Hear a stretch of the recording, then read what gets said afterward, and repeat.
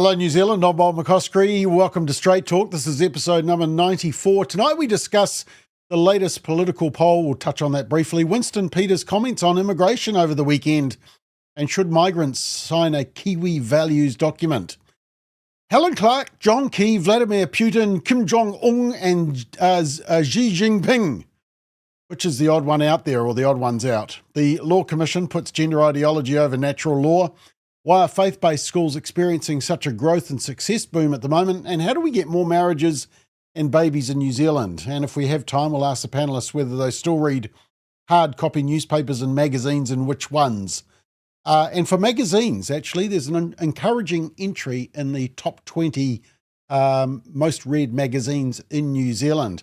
But firstly, without further ado, let's meet our panel. And of course, we're back in the studio, so everybody's back in their hometown. Simon O'Connor is back somewhere in Auckland. I can never figure out. Simon, I was interested just to know, what are you reading lately?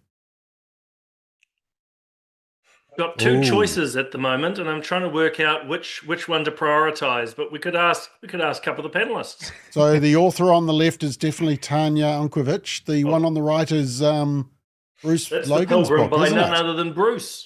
Oh, there we go. Okay, that's really confused us. Confusing. Okay, well done. Competition. Nathan Sauli, how are you? Yeah, great. Well, thank you. Okay, good to have you. Also in Auckland, down to the South Island, and Bruce Logan. Bruce, freezing cold down there? Because it's freezing up here. No, well, I suppose we've got different ideas of freezing, but my thermometer, it wasn't too bad today, but if I went outside, I dare say it would be cold. Yeah. Okay. And look, we're really grateful to Tanya Unkovic, once again, super sub off the bench, because it was supposed to be Mel Taylor, and she just became a grandmother again overnight. So congratulations, Mel and Jim. Jim just celebrated his 70th birthday. She texted me early this morning, said, could I take a rain check, please, Bob? I said, of course. And so Tanya got the late call up. So Tanya will take it extra nice on you. How are you this evening? Oh, really good, really good. I'm always happy to be the next taxi on the rank for Family First. Well, it's great, especially because I think you're fighting off a cold, aren't you, or something like that? I am indeed. So if I have to mute, then you'll know why. Okay. Video of the week.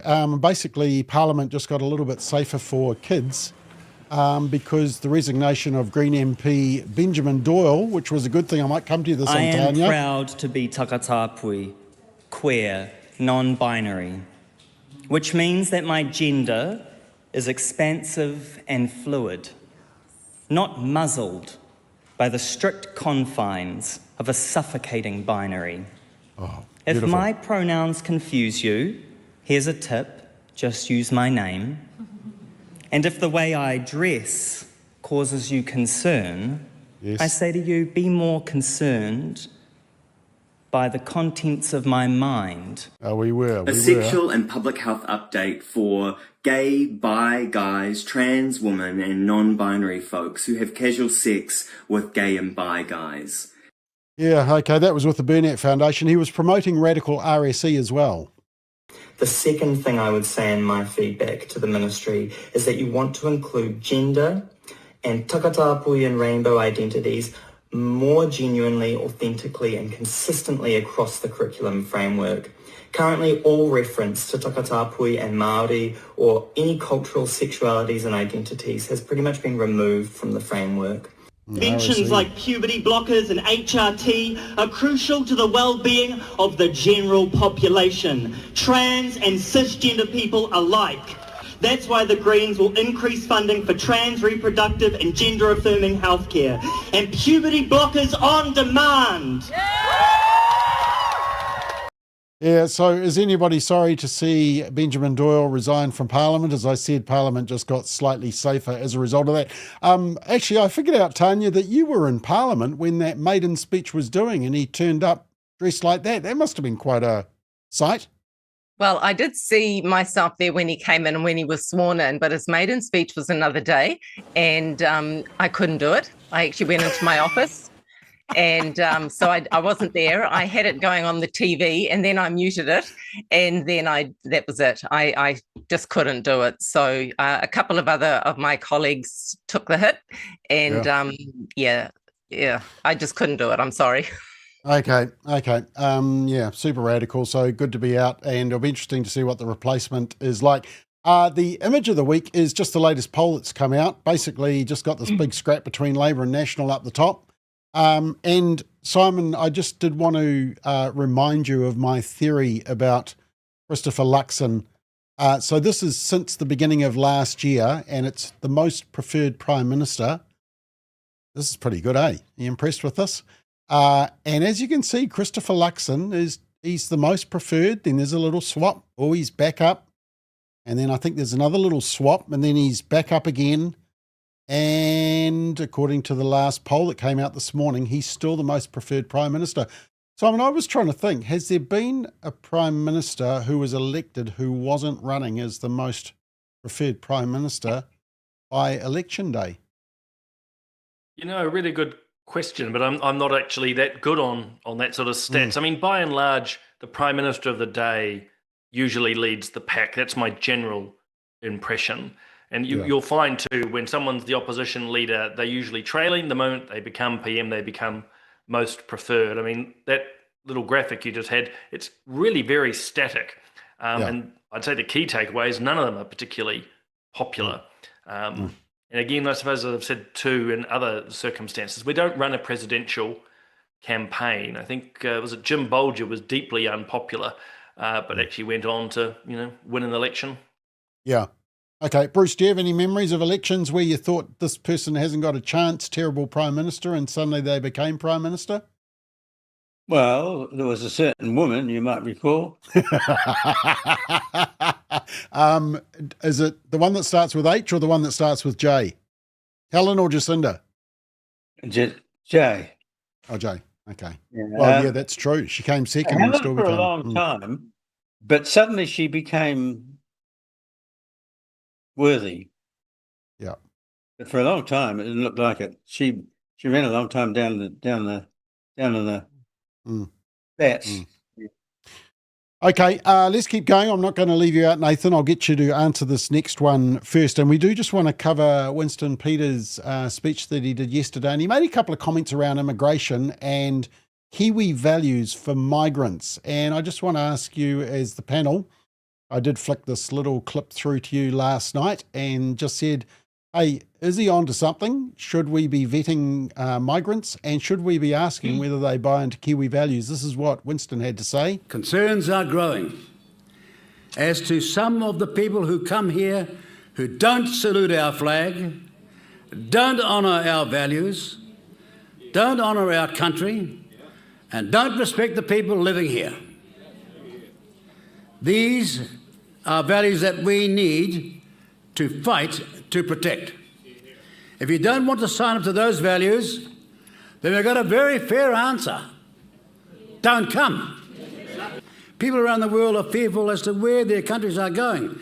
Just look at some of the states in the United States, or in the UK right now in many cities, or in Ireland right now, or Germany, and recently next door in Australia. And New Zealanders are no different in their concerns. They are more acutely aware of the problem we're dealing with here than nearly all of those politicians in Wellington. They have seen the international circumstances of careless immigration, transforming cities, changing cultures, changing centuries of development and social life, and people feel at real risk because of it.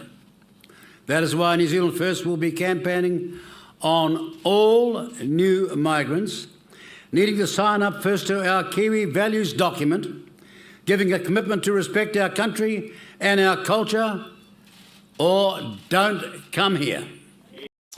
Okay, let's just cut it there. Nathan, I guess the question is, I mean, I know that you've been very interested in what's going on in the UK in terms of free speech, Canada, Australia, etc. But is that migrants coming in and causing that, or is that actually just those countries themselves shooting themselves in the foot and not sure where they stand? It's a bit of both, to be honest. I think when you dilute the national identity through mass immigration, there is going to be some friction and some rubbing there. I'm obviously the son of an immigrant. My dad came here from Samoa as a young man, and he came here for the opportunities that New Zealand afforded him, and he joined in with the culture. And he made the best out of the life that was afforded to him in front of him. I've met many impressive immigrants who come here and who are a service to New Zealand. But I do think we need to be more mindful, more conscious, and have some systems in place that ensure that the people that are coming to New Zealand are here for what Winston said, to honour the flag, to participate in our society. I think when we have this idea that we can be sort of multicultural as opposed to multiracial, we start to lose a little bit of direction in terms of what we are trying to achieve as a nation. And in a nation of 4 to 5 million, you really feel that things can get off track pretty quickly. Yeah. Tanya, your parents were migrants. Yes. What do you think? What do I think? Well, look, there's quite a broad definition of values, so I'm going, how are we going to define that? And I suppose we need to be a little bit more specific when we're creating this value statement. Look, I know when my parents came, they felt they were coming to America. And in hindsight, we're very grateful that they did, because the former Yugoslavia went through so much. So very grateful to have come here. And they really embraced the culture, but they also really held on to their own culture as well.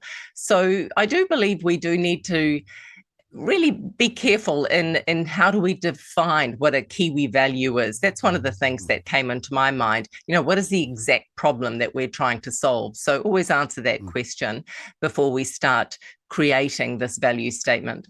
And also, just one other thing, part of me goes, well, do people who live here already, good old Kiwis, do they do all of those things? How are we going to actually monitor them, that they honour our flag and our country and our values? So will the same rules apply to existing citizens?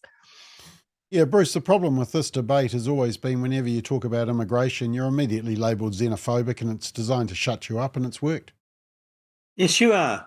Of course we need immigrants in New Zealand, but the selective mechanism is very, very important. And when we talk about values, following on from Tanya, I'm suspicious of the word values in this context, of Kiwi values in particular, because I'm not quite sure what they are.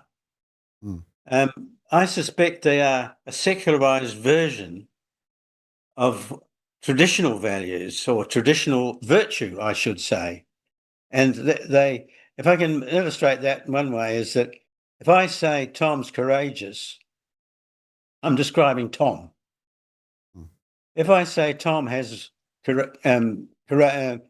I say Tom values courage, I'm not describing very much at all. And so we use the word value, I think, superficially. It's a superficial term and not very helpful. And the idea of Kiwi values is, I think, when we use the word value instead of virtue, we take the spiritual power out of virtue and secularize it. And if we're going to have people coming into the country, I'd like them to understand more of the foundation of our democracy, what our democracy means, how we got here, and what sustains it. And they're not particularly Kiwi values, but they are universal values, or universal truths, rather, I should say. Simon, can we talk about immigration? Because like the United States, we don't have people coming over the border illegally. Like the UK, we don't have boats or, illegal immigrant boats arriving on our shores every day. So we're slightly removed from this all, aren't we? So somewhat. We don't get the illegal immigration. Well, for the reason you outlined, you can't really get here all that easily. Although we did pass some legislation just in case a large boat of people did turn up. I think, though, what you're hinting at, intentionally or otherwise, is, in my mind, Winston's importing a cultural battle here. What is happening in the UK and Ireland and other places is not being exactly replicated here. But the fears are certainly being driven in people. And I think there is, enough evidence that to use that term that Bruce has rightly just destroyed, but the values of New Zealand, the things which hold us culturally together, are fracturing. And I think actually Carolee Smith made a really good distinction at the forum, and she said it's not about being multicultural, it's about multi-ethnic. And I think her key point there is, of course, we want people from all parts of the world to call this country home. I mean, my father's side of the family comes from Ireland, but Yeah. culture can fracture. And that's probably at the heart of what you're seeing in the likes of Europe. I just quickly say, though, values and pledges are worthless, not only for what the other panelists have said. I mean, what's going to be the values put down? But then you've got to ask the question, even if you did write them, what are you going to do? Start arresting people because they haven't applied the right value? But it doesn't really make a lot of sense to me from a practical point of view. Nathan, we'd be trying to avoid a situation, though, where you've got a competing system like Sharia law, for example, coming in instead of the law that we have, isn't it? It's about protecting the culture in that way. Oh yeah, I do want to pick up on what Simon said, where there is an importation happening, and this happens with a lot of things. It happened with the BLM movement. It happened with some of the other protests that are happening with Indigenous peoples all around the world. We're importing some of these issues and really making it a Kiwi problem when the evidence is not there. Yeah, I think. The question is really good that Simon, Tanya, and Bruce have all outlined. What are these values? And then Simon, even to go further, to say, how do you articulate them, write them down, and then enforce them? So, no, I think having a system that isn't just unfettered and unvetted, unlimited immigration, but something that checks for people of skill, people of character, people of commitment to come into the country is what I think we really do need. But is it a piece of paper that we put on a hat or a T-shirt? Probably not. All right, I want to move on, but does anybody want to make a quick comment on this one? We move on? Okay, good. Let's move on. A former National MP has ripped into his old boss, Sir Jong Un Xi and Helen Clark, saying their decision to chum it with an array of despots at China's Victory Day parade is shameful. The MP was Simon O'Connor, a former chair of Parliament's Foreign Affairs, Defence and Trade Committee. Simon, you weren't very pleased with the fact that we had this image. Please explain. Well, it is shameful and it's appalling. Former prime ministers legitimising the false history of an autocratic dictatorial system in China. China is run by the Communist Party. It's attempting to rewrite its part in the fight against Japan, which they had absolutely nothing to do with. They are a major problem, a major problem in the region and here in New Zealand. And the idea that New Zealand prime ministers, or rather former prime ministers, would go and legitimise that regime is bad enough, Bob, in itself, let alone standing behind that array of despots that you've got up on the screen. And by the way, I mean in the red, not us. Again, is just wrong. And the real kicker for me, and it's not to take away from Jong Un Xi, but Helen Clark only a couple of weeks ago was standing at the Egyptian-Gaza border lamenting war and militarization, and then she goes over to Beijing for that. No, it's absolutely appalling. And they should be called out for it time and time again. Okay, Nathan, are you on Simon's side? Well, totally. Some of the stuff we've been dealing with at the Free Speech Union around foreign interference, transnational repression is just absolutely heinous and ugly. The Chinese community in New Zealand is really under the pump when it comes to pressure from back home. So the fact that former leaders of our nation would go over and endorse them through their presence is just absolutely disgusting. Okay, let me just, in Helen Clark's defence, this was her response when she was challenged on it. Yeah, I think we can all understand the relationship between New Zealand and China, which you've talked about as being behind your reason for going. But it was very odd seeing two former New Zealand Prime Ministers in what was essentially a class photo with arguably some of the world's biggest bad guys. In hindsight, do you think it was the right call to be there?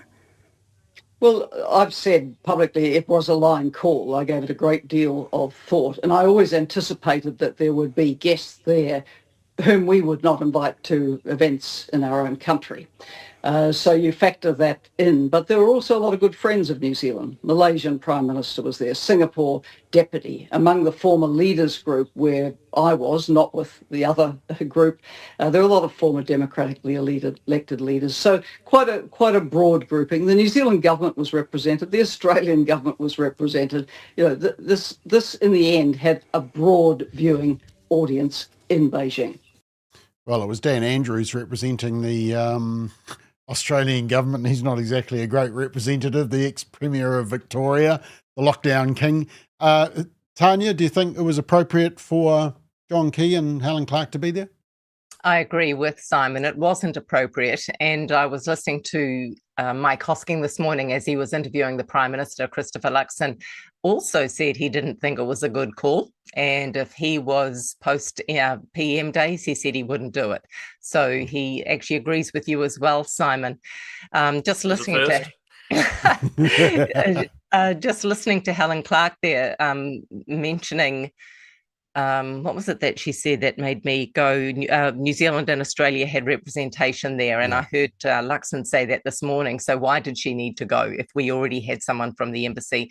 But the other thing that came to mind for me was, why do we want to irritate Trump anymore when we're at 15%? We don't really want to get that any higher, do we? So I kind of thought about that as well. Okay, Bruce, I saw you having a good look at some of the despots that were in that photo. I mean, it's quite an array, and it's fascinating that we're associated with all of that, isn't it? Well, it is. I am going back a little bit. I sort of think our times have changed, or our expectations have changed. I can't imagine, for example, Robert Muldoon visiting a May Day parade, a military May Day parade, anytime during the Cold War, even when he was Prime Minister or after he was Prime Minister. I can't imagine why, really, Helen Clark and John Key went to there.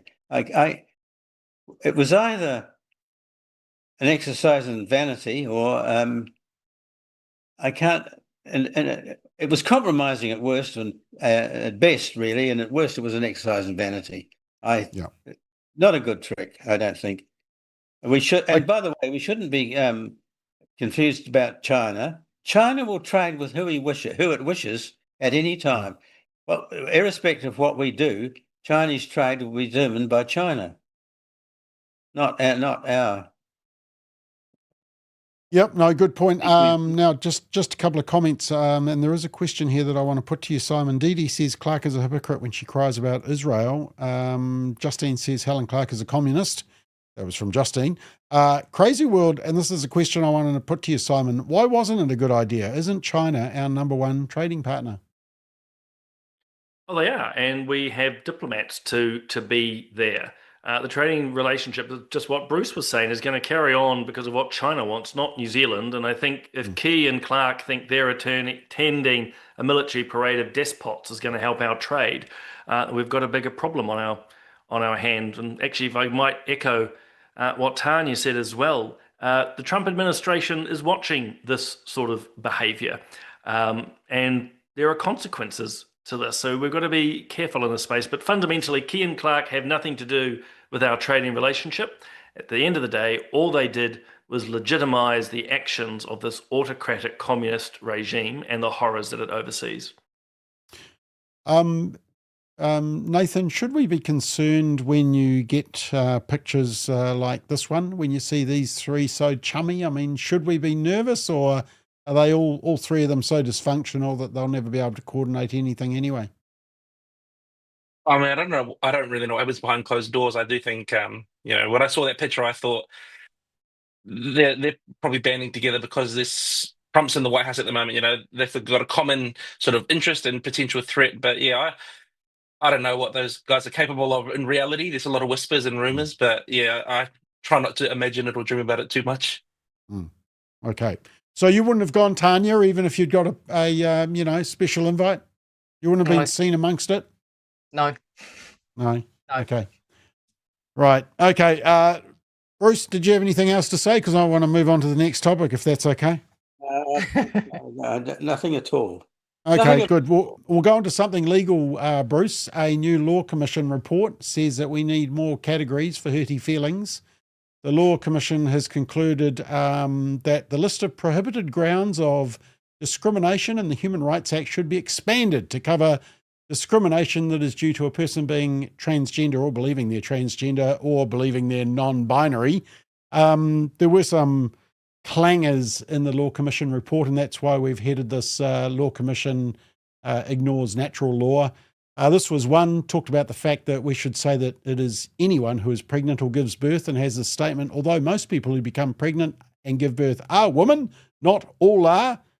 Yeah, or knock me over with a feather. They also said that we should proceed on the assumption that gender identity is not simply a belief or ideology. It's deeply felt, it's deeply held and deeply embedded in New Zealand law, which is not true. They say we do not accept that sex has one objective, meaning across all contexts in which it's used. Our research, that's the Law Commission, indicates that sex is a functional term. Okay. And then they said, they wanted to get rid of him and her, his and her, he or she in the Human Rights Act, and have gendered or replace gendered pronouns. That was the last one, I think. Did I get them all? Yeah. Okay. So it was just a pretty dumb report, but Nathan, did it surprise you that they came out with this conclusion? I mean, they're just ideologically captive by gender ideology, aren't they? Oh, absolutely. I mean, if you ask stupid questions, you're going to get stupid answers. And getting this thing even put under from the previous administration and what it's produced is not surprising at all. We had a look through it, obviously, from a speech perspective and the possible implications it could have on other people's freedom of speech, conscience, inquiry. And it's just riddled with so many concerns. I think everything you pointed to in terms of gender ideology and the deep roots that it's taken in New Zealand. I was speaking to someone about it today, and but why do you care so much? Why are you so worried about it? And it's just, it's the thin end of the wedge, in my view. You get this in, and there's no pulling it back. You can continually walk these things forward. And if the UK and Canada are anything to go by, it's vague, unclear, wordy legislation and policy like this that makes it so hard to enforce and police and make sure that everyone is equal under the law. So it's just, it's not a surprise, but it's still shocking in a sense. Bruce, I say this with the greatest of respect. As the elder statesman amongst us all, you must be looking at this type of stuff and just thinking the whole world is going bonkers when a law commission comes out with those types of statements. Well, they do. There's something gone wrong with my machine here. Can you hear me? Yep, we can. Yep. Keep going. The Okay. video's playing up, but that's okay. We can hear you. Okay. Well, they're very naive, these recommendations. It's astonishing that a body as august as the Law Commission can even think about it. Because I think what they're trying to do, or what they are doing, is create a human right based on the fantasy. Some of us who are not convinced by the fantasy will be guilty of legal discrimination. A dubious concept at the best of times. And so, well, they use the word gender to mean something distinct from sex. The smoke and mirrors that they've brought into this is astonishing. That we have yielded to the use of gender so easily is frightening. To claim sex and gender, which they are doing, is determined by what we do, how we behave, or to use Judith Butler's pretentious term, performativity, is a fantasy. If we really have to wait for a child to reveal to us by his or her behaviour, just whether somebody is a boy or a girl, and the Law Commission goes along with this, well, it's lost its marbles. Yeah. And there's something a bit more sinister too, I think. We are already seeing the beginning of the nonsense of so many academics and politicians refusing to say what a woman is. Well, behind that, we are seeing the first intimations of the abolition of male and female entirely, and ultimately the dehumanization of the human creature. It's just it's a tremendous loss of freedom as well. It's just the Law Commission. I don't know what they're thinking. I don't know where they're getting their ideas from. Well, Simon, actually, Bruce, you've playing Frozen. I know you said you had the perfect face for radio, but we like to see your face actually. Perhaps you could just disconnect and come back in. Just check your camera's connected, because you're playing Frozen Man and you're winning the game, unfortunately. It stopped. Okay, just try and plug in again, or maybe go out and come back in. Simon, Bruce is exactly right in that this is going to limit people's freedom, because we can't actually say a biological truth, because we're going to be breaking the law. Yeah, I mean, that's the intention. That's what those pushing for the Law Commission to do, and the Law Commission itself has willingly gone along with. You will find yourself in trouble like Graham Linehan, J.K. Rowling, Billboard Chris, and many others are finding now that if you want to speak around reality, you're the one to be arrested. And look, it's just an absurd notion from the very start. And it's proven by the need of 427 pages of just gobbledygook and verbal garbage. And try your and boss justify. made you read them all, didn't he? Yeah, and painful as it was, when you have bad ideas, they are difficult to express because they're irrational, and therefore you have to keep, if you will, peeling the onion, going around in circles, so on and so forth. And you just illustrated several of them earlier on. It's an absolute absurdity. I think the fundamental point that viewers should understand, though, is the idea of, or the category of woman in particular, is about to be erased. And I say that because so much of the trans agenda or the gender ideology is focused on women. And the report keeps playing into that. You touched on pregnant people, but women as a category, as a biological reality, will be erased. It's just going to be replaced with people who believe. And the absurdity, to use that word again, of the Law Commission just says, well, it is a belief, but if you feel it so strongly, then we just have to accept it. And so, women are being erased, and it's terrible. Absolutely, if it's implemented. Welcome back, Bruce. You're looking good. Tanya, we heard Kirralie Smith speak at the Forum on the Family last week, and of course she's paid the cost and time and money and emotion because she simply says that girls' teams should consist only of girls. This is the danger of it, isn't it? It's this chilling effect. It is indeed. And this is an example of that slow, insidious creep that's happened over a number of years. And then all of a sudden, a report like this comes out, and some people go, oh my God, how did this happen? It's actually been happening for a very long time, but most people didn't notice it, or they were just apathetic. Oh, this is nothing, until now. This is what we're looking at. And, the scary thing is it's become like a new religion, hasn't it? Like a dangerous religion. And it's one way that people are feeling connected, and they'll do anything to feel connected, humans, even if it's an insane idea, so long as we're connected. And I see this happening with this whole ideology. It does my head in, but we need to actually put a stop to it. And whether we do, it's possibly not going to happen overnight, but whether it is done step by step, everyone pushing back, including our leaders, going no, or whether it's done Trump style and he just, bang, that will create a lot of pushback and all that. But maybe that is what is required. The pushback will cause hooty feelings, as you put it, but it may just need to happen that way. But it can't go on this way. Absolutely can't. Simon, you made an interesting point, and some Only people one? may not have. Yeah, just one tonight. I noted down the time. No, it was just on the indication that, look, just because the Law Commission has said this doesn't mean that it's going to come about, the stupidity. Can you just elaborate on what you mean by that? So the Law Commission is, entitled to its views, and it's meant to, stress that word, meant to play a vital part in sort of communicating good law principles to the government of the day to implement. In other words, there is no obligation on this current government to implement any of the recommendations that the Law Commission has put forward. So really the ball is in the coalition's court of whether they want to run with it or not. It won't just be Paul Goldsmith, he's the Justice Minister, but I assume there'll be different views around the cabinet table. So it's up to the government, long and short, to implement it. But let's also be clear, there's a moral imperative which the activists like around reports like this. And what I mean is, once something is supposedly august as the Law Commission has recommended changes, just like the Ministry of Health around euthanasia, there's a push to say to the government of the day, you need to do this. So look, we'll see where it plays out. I know others might have a view whether they will or not. It's just my hope that the government ignores it. Yeah, and in fairness, the Law Commission also wanted to liberalise abortion law and put out a report on that. They wanted to liberalise alcohol law, drug laws, and they put out a paper on that.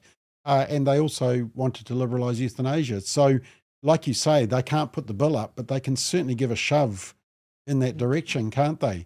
Nathan, this sort of just gives evidence of how deeply ingrained it is when most of us are realising that this is just bonkers and it's having a harmful effect on sports, on the safety of women. suddenly we're back to this because the Law Commission can't figure it out. It is deeply ingrained, isn't it? Yeah, well, I think it's exactly what Tanya said. It's slowly, then suddenly. And people are left feeling like their heads spinning. Simon mentioned Graham Linehan, who was arrested in the UK just this week by 5 armed police, or last week now, by 5 armed police guards for tweets that were considered gender critical and they deemed inciting violence. I have the pleasure of knowing Graham, and I was speaking to him last week, and he is an absolute champion of freedom of speech and women's rights. And that's what people haven't given this credit for. We've focused so much on these individuals who believe something, like, regardless of how deep it is, so much so that we want to empathize with them and cater to them, that we've actually taken a very small minority of people and elevated them on this pedestal that now it's starting to affect millions of lives, specifically women and children. And it's just absolutely heartbreaking to see women being forced out of first place, second place, even third place positions on the podium when they've worked their entire lives to be elite athletes in their own right, just for them to be pushed out of the way by mediocre men. So no, I think we're waking up. I think the Graham Linehan, J.K. Rowling stories are starting to break into the mainstream consciousness, but we really need a strong push. It happens slowly, then suddenly. We need to really pull the plug on this quickly. We can't march it out slowly. We really need to push it over the edge. And Bruce, just for a blatant push of your book, your new book, which Simon is going to hold up so that we can all see what it is, you would have covered this in your book, wouldn't you? The bonkers has actually been going for quite a few decades now. Yes, it has. I think Tanya's mentioned that it's become, this kind of thinking has become a religion. It is part of what I call a civil religion that's dominating the culture now. Yeah. And it's an emptying out of our traditional faith, replacing it with a secularized faith controlled by the state. And that's where we get with this kind of thing. And it's a loss. It's a continuous and developing loss of personal freedoms and a shaping of a morality by the state. And that is not that's not a good thing by any account. And so I do explore the idea to some depth in the book and length, maybe too much length. No, it's good. As long as the Roger Thesaurus is nearby, I found it fantastic. No, very good book. And Tanya's book is very good as well. We've got that for the staff as well. Thank you very much, Tanya. All right, I want to move on and talk about faith-based schools. There's been an explosion. There's approximately 335 state integrated schools in New Zealand, about 13% of the total schooling network. There's 91 independent private schools, for example, King's College, but faith-based schools, you can see they're mostly Catholic, but around 90 non-Catholic Christian schools. Now, a 2020 report by the New Zealand Initiative found that state integrated schools outperformed both private schools and state schools in terms of university entrance attainment results. And that was actually reported, as you can see, back in 2020 by our good mate Simon Collins, who was one of the few New Zealand Herald decent reporters, about religious schools doing very well in their performance. And the New Zealand Initiative had this graph. So the white represents high performance and red is low and orange is average. And as you can see, state integrated schools do a lot better for high performance than state schools. And in fact, just before I come to you, Tanya, first, the top 20 schools for university entrance for leavers in 2024. From the top, Manukau Christian School, Diocesan School, St. Cuth's, Rangiruru Girls School, Iona College, Pinehurst School, Kristen School, Craighead Diocesan School, Barradine, ACG Parnell, Marist, St. Kitts, Woodford, St. Mary's College, St. Orans College. Lots of faith-based schools in there. So, Tanya, this is interesting that we're dealing with bonkers out of the Law Commission, and yet people aren't buying it. They're buying good, faith-based, values-based education for their kids. That's pretty telling, isn't it? Yes, isn't it great to see? So those are really encouraging signs, to be honest, because it's telling me that maybe people are waking up and they are going, actually, we need to take better care of our children and get some of that control back. You know, what I think about when I think of the faith-based schools is possibly more discipline, more routine. I'm wondering if that's got something to do with it, because I know the power of discipline and having that routine and structure. And if it includes faith-based learnings and prayer and all that, it does give you that stronger personal foundation and identity, I feel. So I do wonder if that is having an impact, the power of identity. And the sooner we can get that into our children, the better, because they're not going to look outside of themselves to help them feel good, like their phones and everything else. They're going to have something solid within to create that strong identity. So the sooner we can instill that, the better. Yeah. Nathan, I was fascinated just to look at the ethnic breakdown. It said that Māori students are more likely to attend state schools. Pacifica students are more likely to attend state integrated schools due to the community's strong religious background. And Asian students more likely to attend private schools, probably because of the income availability. So interesting, that ethnic breakdown. Perhaps somehow we can encourage more of these groups to go to integrated schools, but the Ministry of Education wouldn't like that, would they? Because all their state schools would be empty. Oh, exactly. Look, I went to a Catholic school growing up, and I have a 6-year-old in school at the moment who goes to a Christian school. And one thing I really love about the school is they involve the whole family in the experience. We're constantly receiving updates about what my 6-year-old is doing. We're invited to assemblies and to participate in family events. I think Tanya's right. There's an element of discipline, but also there's an underpinning of truth.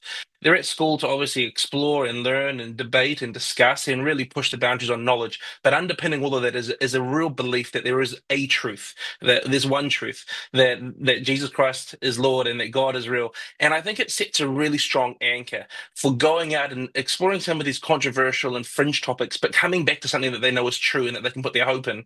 And the fact that it's not just my 6-year-old, but that we're included as a family, my wife and I, we feel really confident when we send him to school that when he's there, he's being looked after, he's being cared about, he's being treated as a child who's innocent and not as some project that you could mold and turn into an ideologue. So no, I understand exactly why the Pacific community sends their kids to faith-based schools. I think, most of the kids at my high school were Tongan, Samoan and Fijian. But yeah, it would be great to get more groups into these faith-based education systems because there's so many benefits. And I know, for example, at my son's school, there's a huge amount of non-Christian families who are applying to get their kids in there just because they want that security that Christian education provides. Yeah. Simon, there would be resistance, I assume, amongst political parties because if you open up faith-based schools to the people who want to attend that school, a lot of state schools will empty out because of the quality at the state schools. That would be a fair statement, wouldn't it? Yeah. In short, it would. Look, on the right of politics, it's more driven by a fear of coming up against the teacher unions. But on the left, they would love to see only state schools. It's one of the reasons Labor got rid of charter schools. I know that's not exactly the same as private or state integrated, but they would love to get their hands in more control and a single source of truth, particularly to our young ones. Look, I think fundamentally, faith-based schools succeed because they are grounded. And in some ways, I think I'm picking up on what the others have talked about. But in the state schools, there's just this ever-growing, what's the right word, Bob? It's sort of just a flow of different ideas and identities. There's nothing really bigger than the child and what they want. Whereas in a faith-based school, it is that sense of truth, of tradition, of purpose, obviously of faith. And it grounds the child in something bigger than just themselves. And then I think that leads on to what Tanya was saying, which is that sense of community and purpose.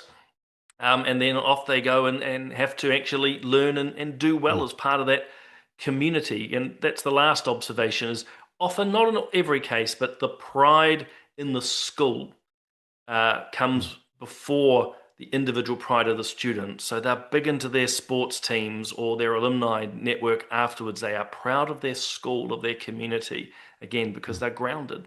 But I suspect there's someone else on this panel, Bob, who might just have a little bit of knowledge in the educational space. Well, I was just going to say that, Bruce, you originally became a cultural commentator many decades ago, and it was in the education sector.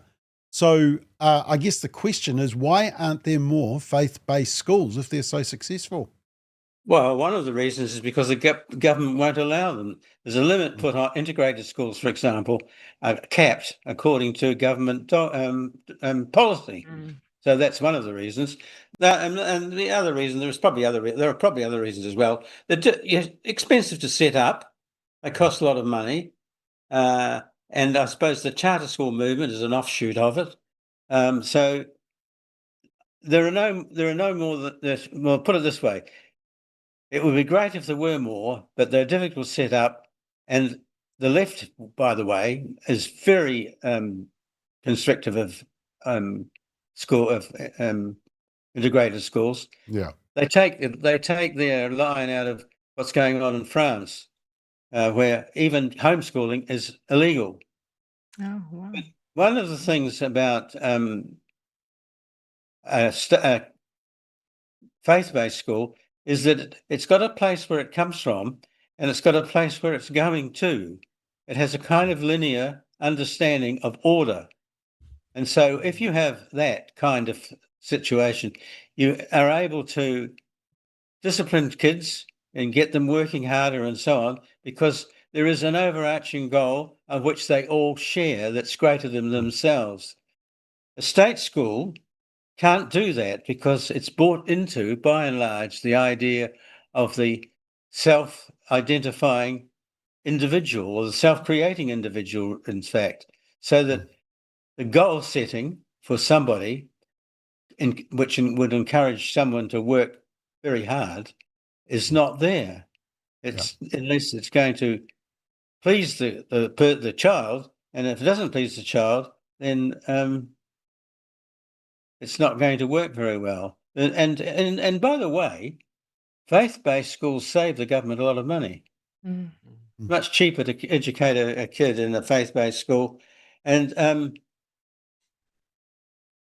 if I can sort of put a little warning into faith-based schools now, because from what I'm hearing, I could be hearing wrong things, but certainly what I'm hearing is that the dogma of multiculturalism is seeping into Christian schools, and I would encourage them not to be intimidated or seduced by that doctrine, but to fight against it, because it's only going to weaken their understanding of why they're there. And the Christian school, by the way, I think is a bulwark against government control of public morality. Yeah. That's one of the roles that a Christian school can have, act as a focal point for government control of public morality, which it will do if it gets a chance. Yeah, Nathan, I was thinking, I mean, really, every church, every community of churches should be thinking about, should we be setting up a school in our community? Because you think of all the time they have with the kids, the ability to mould them, to shape them, to teach them, educate them rather than indoctrinate them. I mean, this has got to be a kind of a massive harvest field, isn't it? I mean, I suppose this feeds into a larger issue in terms of where the church and the responsibility that they feel for the society they're a part of sits in today's day and age. My wife and I, obviously, we hold deep responsibility for our children, and we know a lot of other Christian couples who feel that way. But I would say at large right now, the church doesn't have a huge feeling of social credibility or social license to get involved in this way. There's a handful of really strong churches and leaders that I'm aware of who do start something, but it could be done at a much larger scale. Just something that Bruce was saying, though, I totally agree that this sort of multiculturalism that's bleeding into the schools. As I mentioned, I've got a 6-year-old at school at the moment, and he goes and he learns all sorts of stuff, but he has come back with quite a bit more sort of cultural education that I would have expected from a Christian school, to the degree where even there's a cultural advisor, which was interesting for me. And my wife had to tell me, to be careful about speaking about it. But I'm brown, so I'm allowed to say it. But no, it's getting into every sort of crevice and space that we allow it to, taking away from that core focus and foundational focus on Christian education. Yeah. Tanya, just before we leave this topic, in parliamentary circles, is there a negativity towards, I mean, I know there is towards charter schools because it's an ACT policy, but is there a negativity towards Christian schools in general, integrated schools? I mean, a lot of MPs would have their kids in some of these schools. I would think so, but it's not something that I did notice the negativity towards it. So no, I can't really comment on that. One great thing about a lot of the Christian schools is they wear uniforms, don't they? Didn't we talk about that before? How it's pretty good to have a uniform. So yeah, and don't call the teachers by their first name, which is always a good one. All right, let's keep going. And very important topic, how do we get more marriages and more babies? The New Zealand Herald had an article just last Thursday or Friday where they talked about the conservative group behind Project 2025 and the connection to Donald Trump. They want to propose sweeping revisions to economic policy to encourage married heterosexual couples to have more children. Can you believe it? It's the Heritage Foundation, and this crook was at the Heritage Foundation just last year. Can you believe it? Unbelievable. Anyway, in New Zealand, we do have a problem. This is our general marriage rate going through the floor. This is our fertility rate, so we're not having babies going through the floor. We're delaying marriage, which, of course, then the biological clock seeps in. That can be an issue. And the last thing is that kids are more likely to be born to unmarried parents, which is the blue line, than married parents. That just crossed over in the last figures. So, Simon, maybe you can kick us off here. How do we encourage marriage and babies? Is it a thing that government policy can do, or actually it's better to keep them right out of it and we just change the culture somehow? And how do we do that? Well, you're probably asking the wrong guy who got married late in life and hasn't had any biological children. But anyway,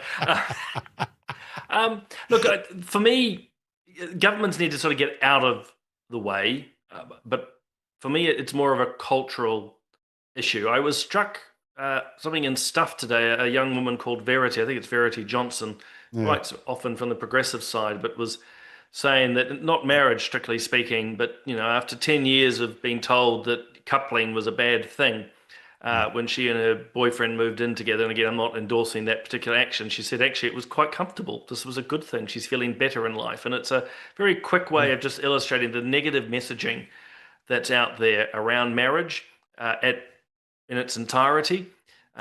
Media in particular, the movies, very much anti-marriage, kids are a burden, so on and so forth. And actually, as I'm speaking, I'm reminded of that Family Matters podcast I did with Dr. Catherine Pekorlik recently, where she talks about big families. And they're saying, actually, it's a great thing. So really, it is cultural, it's the narrative. But if people don't even want to buy that cultural, moral element, the demographic decline is going to impact our country's abilities to be wealthy and prosperous. Even if we try to bring all these migrants in across the Western world, New Zealand included, we are heading off a demographic cliff by not having enough children. And again, if people don't agree with it morally, they're gonna experience it financially. Yep. Nathan, you are setting the example. You're married and you've had 3 kids. You've just had your 3rd. I mean, you're just weird, aren't you? But I was just interested in this comment here from David that says, Bob, I asked my kids why aren't they having kids, and they said they can't afford to bring them up. They said the cost of bringing up kids is what's stopping them. How would you respond to that? I think it's one of the worst lies that's out there. I was married at 22 and I've had 3 kids before 30, and I've never really had a high-paying job. I was a barber for many years, and well, you obviously failed at being a barber. I mean, look at you. You were a barber. Yeah, I wasn't cutting my own here, No, but it's one of those things where I think there's a real lie out there that getting married should be expensive and having kids should be expensive. And obviously there's a cost that you incur in having a family, but the benefits just so much outweigh any of that financial cost. I think I'm with Simon. I think as much as we can get the government out of the way when it comes to family and parenting, let's do it. But I do, you hear people talk about it all the time. You used to be able to have 3, 4, 5 kids on a single income.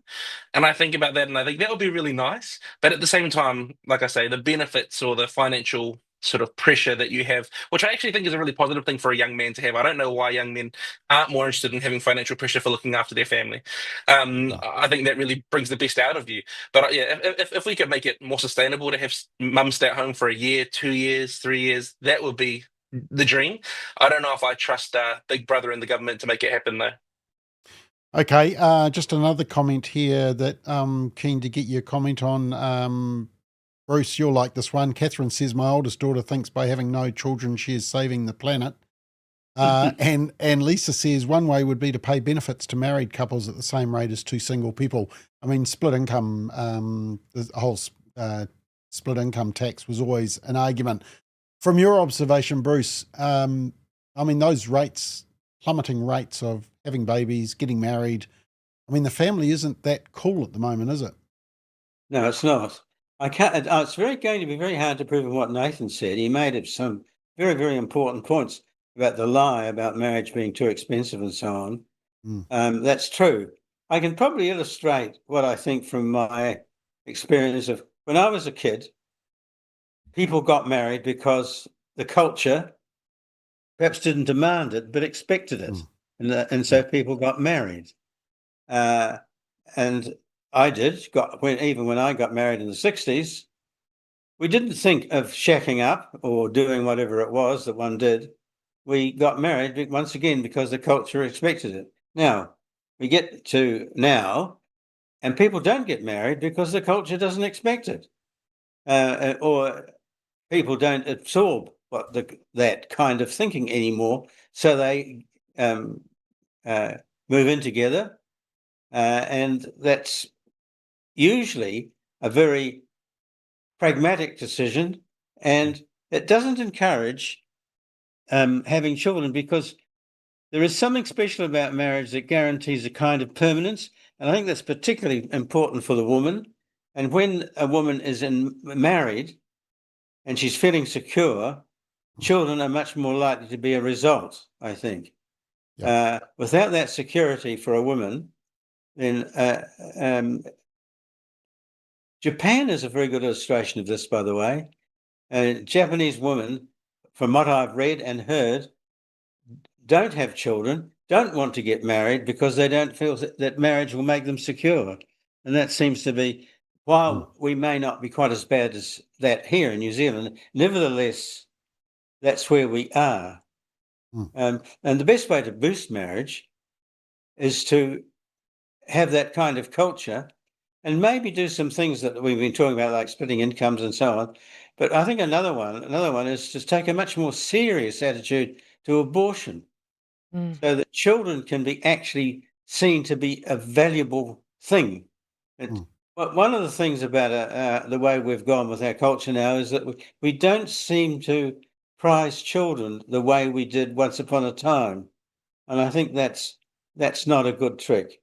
And I'm not sure what else I can say as to any value, but there we are. Yeah, Tanya, I mean, it is still deeply ingrained, I think, in our psyche, though. I mean, when you get lefty liberals like Jacinda Ardern and Clark Gayford getting engaged and then married, when you get Taylor Swift and Travis Kelce, who have railed against conservatism and traditional things, getting engaged and doing it the old traditional way with the ring and getting down on one knee, that to me suggests that it is actually still deeply ingrained in our psyche.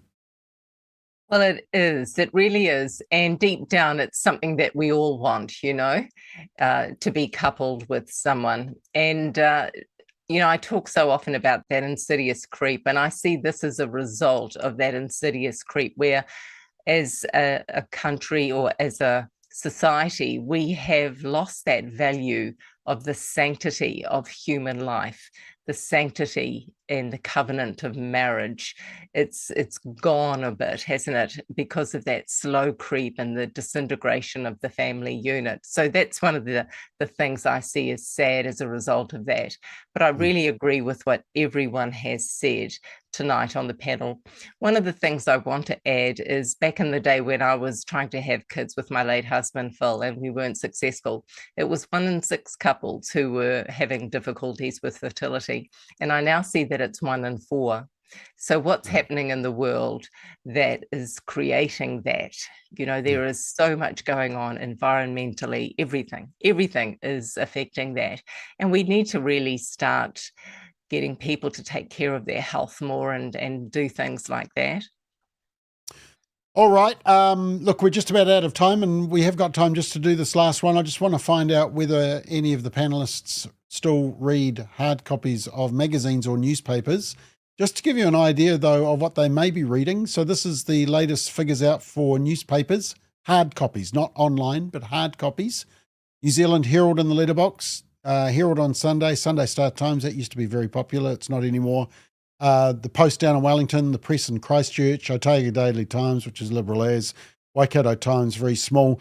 So, yeah, panel, I'm interested to know if you read any of those. And then when you look at what do I want on magazines, I thought this was interesting. So apparently the most read magazine is the AA Directions, which, yeah, I'm pretty sure my wife has never read. Kia ora magazine, that's because we're all stuck on a plane, so we've got no choice. New Zealand Women's Weekly, so that's Simon. New Zealand Geographic, House and Garden, that is my wife. Australian Women's Day, but look at that one that I circled down there in the top 20, the word for today. Ain't that encouraging? So let's start with you, Nathan. Do you read any of these newspapers, hard copies? Do you still get the newspaper hard copy? Do you like it? And do you read any of these magazines? Well, I was born in '95, Bob, so I don't know if I've ever had a physical newspaper in my hands. Yeah, I'm an iPad kid, really. You know, But it's funny you say that because I was rung up this afternoon by the New Zealand Herald offering me newspaper in my letterbox for $1 a day. And I had the pleasure of saying, not on your Nelly. So they're still trying to get it. They're still trying to get it in your letterbox. I'll read the odd article if it's at a cafe, but most of the time I'm getting my news from Google Alerts or X or wherever. So no, very rarely touching the physical copy. Okay. Any of those magazines you like? Oh, Word for Today. I remember it showing up every first of the month at my house growing up. It's absolute classic. Should have it in every house. Okay. And if you look right down the bottom there's the Word for You Today, which I think is the youth version, the Life FM version, I think. So anyway, if you combine those two, well done, Rema Broadcasting.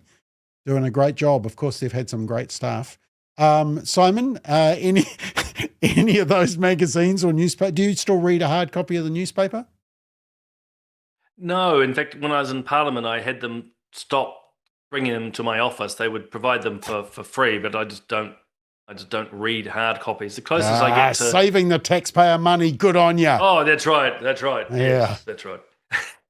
But the magazines, about the only time I'll pick up a magazine is when I'm beyond bored in a supermarket queue. But where I shop has now gone for clean aisles. So not only are there no chocolate bars to tempt me, there's no magazines to browse through. But that's about as close. Although I better say for the Word for Today, Rachel gets it, like Nathan was saying, every month it turns up in our letterbox. So, yeah. Done a great job. I'm just sorry to see New Zealand trucking so low on the list there, right down the bottom. Bruce, do you still get the Christchurch Press hard copy delivered? No, I don't. I don't read anything on hard copy, except occasionally, like Nathan, I'll go into a cafe or something and might read it. Yeah. One thing though, the AA magazine near top of the list. We need God's help, if that's true. Because, I give it to my wife to read every month, and she just refuses. It's the most vacuous, nonsense, pathetic magazine that you can. It's got very little about automobiles or cars in it. It's all of other kerfuffle. It comes in. I get it every month, but it's so boring. Yeah, I think it has the road code. That's why I always pass it on. Is it? Yeah, I think so. Tanya, any of those magazines you like? Only the Word, the one that's circled. I used to be an avid magazine buyer. I used to share them then with my mother. I just don't bother buying them. I don't read anything unless it's going to be advantageous to me now. I've gone the other way. So, yeah, I don't waste my time with any magazines. No. I mean, the TV Guide, I'm still amazed that is so popular when you can just use the, remote control or look online. I mean, it's still quite amazing how many copies are still going out. I heard a rumor, Bob, that you potentially have a Women's Weekly spread on your skincare routine. So I might buy that issue. But other than that, I'll probably just stay out. Yeah, no, exactly right. All right, we are out of time. Thank you, Simon. Nathan, Tanya, thank you for filling in at last moment. No really worries. Appreciate that. You did really well. And Bruce, thank you very much. We're glad to have you in person so we could see you. And thank you for watching. We'll be back next Monday night with Straight Talk. From us, have a great night. Yeah!